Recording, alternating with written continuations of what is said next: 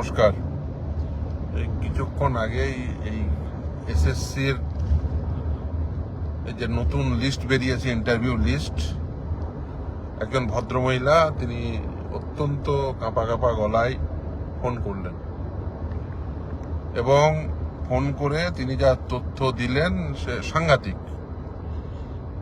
তিনি বললেন যে আমি একজন ব্যক্তির নাম করে বললেন আমি অমুকের স্ত্রী, তো সেই তার নাম এই নতুন ইন্টারভিউ লিস্টে আছে, কিন্তু সে অ্যাকচুয়ালি টেন্টেড ক্যান্ডিডেট এবং তার সমস্ত তথ্য আগের লিস্টে, টেন্টেড লিস্টে তার নাম, বর্তমান ইন্টারভিউ লিস্টে তার নাম উভয়ই দিয়ে দিলেন। আমি জিজ্ঞাসা করলাম আপনি স্ত্রী হয়ে আমাকে এই তথ্য দিচ্ছেন কেন? বললো দেখুন আমাদের সেপারেশনের মামলা চলছে এবং যেহেতু টেন্টেড ক্যান্ডিডেট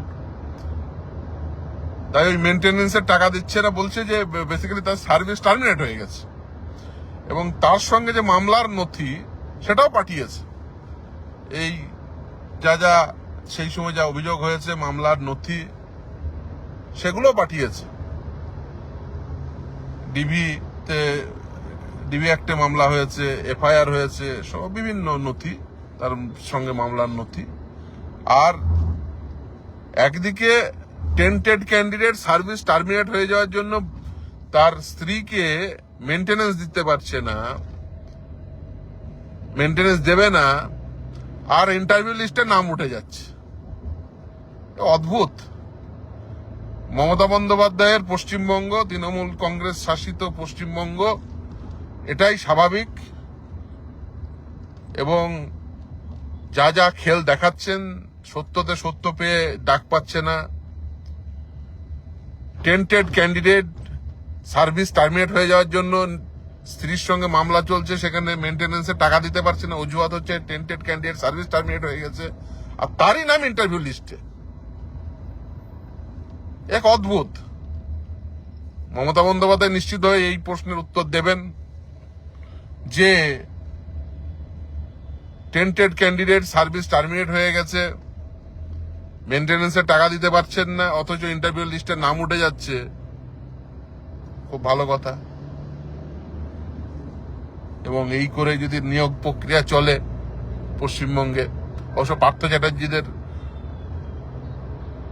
নিয়োগ যে পদ্ধতিতে পার্থ চ্যাটার্জিরা নিয়োগ চালিয়েছে, আজকের নিয়োগও তার বাইরে হবে না, সেটাই স্বাভাবিক। সমস্ত তথ্য পাঠিয়েছেন, তার সঙ্গে মামলার তথ্য, এই নতুন একটার পর একটা এখনো পাঠিয়ে চলেছেন তিনি। এবং শুধু তাই না, বাচ্চার বার্থ সার্টিফিকেট, সমস্ত তথ্য। আমি তার সিক্রেসির জন্য অন্যগুলো দেখাচ্ছি না বাচ্চা, কিন্তু মামলা সংক্রান্ত নথি তিনিই পাঠিয়েছেন, সমস্ত তথ্য একটার পর একটা। আমি জানি না আপনারা দেখতে পাচ্ছেন কিনা। এক অদ্ভুত। পশ্চিমবঙ্গ এইভাবেই নিয়োগ চলুক, আর আপনারা যদি মেনে নিতে পারেন কিছু করার নেই।